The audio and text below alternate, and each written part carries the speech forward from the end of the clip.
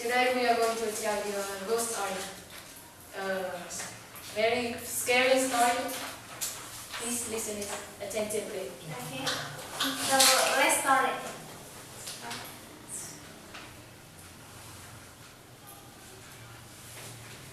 It was 11:30 p.m. in London. Brian's husband, a police officer, was driving home by his car. His best friend, Charlie Chandler, was sitting next to his driver's seat. They were going back home together. Outside the car was very cold. It was snowing. The road was solitary and quiet.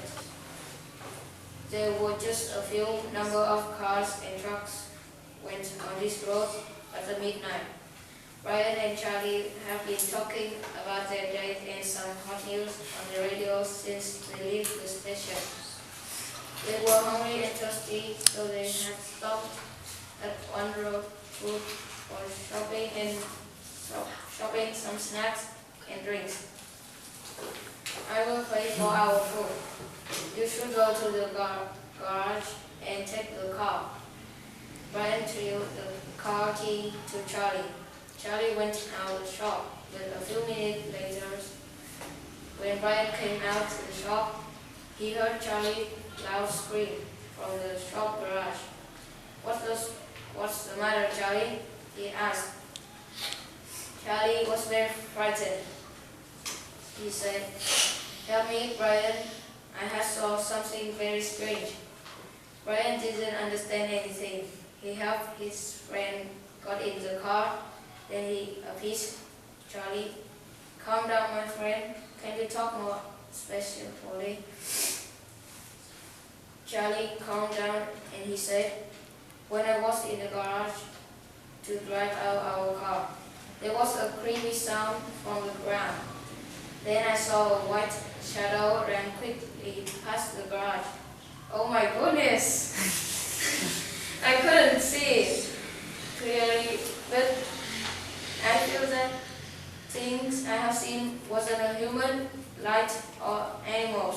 I'm scared." "I don't think so," said Brian. "You are dreaming. Wake up." This is the real life. Not in the story, so there aren't any weird things can make you scared. But Charlie still believed that wasn't a good thing. Then they kept on their driving home.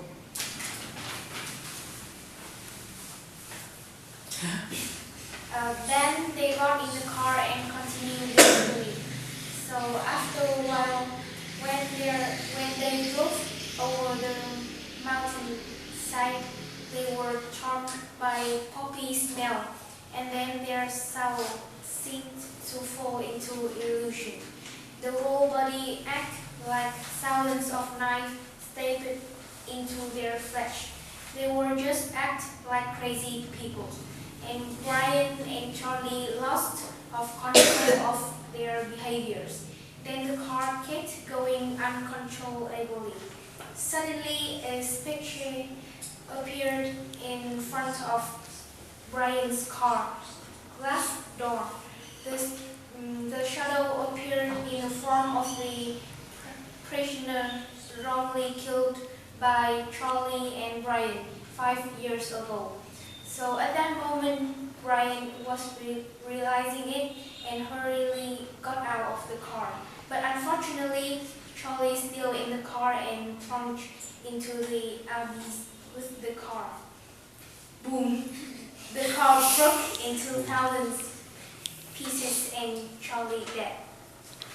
Brian was fainting and he was taken into the hospital. Next day, many police came and they made a faulty forensic test of crime scene. But then they found nothing related to Charlie's death. After Brian woke up, he became the only suspect and he has been detained for questioning. Police thought that Brian was concealing or withholding evidence. During questioning, Brian just kept saying that he and Charlie were attacked by a shadow, but the police didn't think that it was an appropriate confession, and they thought that Brian really needed to go to the mental hospital. So that was understandable because everyone believed that shadow world existed. Then Brian became an offender and he was taken into the jail. During the time in the jail, Brian was constantly obsessed with Charlie's death and he screamed every night. Brian screamed out in pain and despair. So 6 months later, he couldn't stand it anymore and he got suicide. Thank you for listening.